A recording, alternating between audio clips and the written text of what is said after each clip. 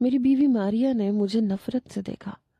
کہنے لگی شادی کی پہلی رات تم نے میرے ساتھ جو سلوک کیا ہے اس کے بعد میں جان گئی ہوں کہ تم اس قابل نہیں ہو کہ میں تمہارے ساتھ گزارا کر سکوں. میں اپنے گھر جا رہی ہوں اور میں اب واپس نہیں آؤں گی. وہ بری طرح رو رہی تھی. شاید اس نے یہ سوچا بھی نہیں ہوگا کہ میں اس کے ساتھ اس طرح کا وحشیانہ سلوک کروں گا. سوچا تو میں نے بھی نہیں تھا.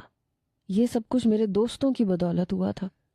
مجھے سمجھ نہیں آ رہا تھا کیسے اس سے نظریں ملاؤں، کس طرح بات کروں. میں تو خود اپنے آپ سے اتنا شرمندہ تھا کہ شاید اپنی ہی شکل آئینے میں بھی نہ دیکھ پاتا. ماریا کے وجود پہ لگے زخم مجھے واضح دکھائی دے رہے تھے. اس کے گلے پہ جگہ جگہ دانتوں کے نشانات واضح تھے، اور کچھ ایسا ہی ہاتھ اس کے ہاتھوں کا بھی تھا. میری انگلیوں کا ایک ایک لمس اس کی کلائی پہ صاف دکھائی دے رہا تھا. میں بے انتہا شرمندگی کے عالم میں اس کے سامنے بیٹھا تھا.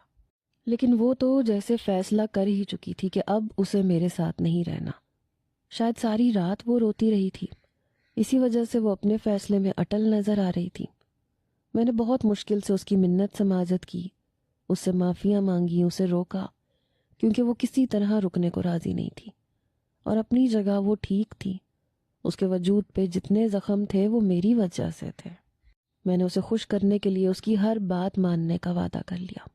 میں نے اسے یقین دلایا کہ میں اس کے ساتھ دوبارہ ایسا کچھ نہیں کروں گا، اور ساتھ ہی اسے یہ بھی بتا دیا کہ میرے دوستوں نے جو کیپسول کھلایا تھا یہ اس کی وجہ سے ہوا ہے. یہ بات سن کے وہ خاموش ہو گئی. پھر اسے سمجھ بھی آ گیا کہ اکثر شادی بیاہ کے موقع پہ دلہے کے دوست اس طرح کی حرکتیں کرتے ہیں. اس لیے اس نے اپنا ظرف بڑا کرتے ہوئے مجھے معاف کر دیا، اور پھر وہ اپنے گھر والوں کے ساتھ اپنے گھر چلی گئی.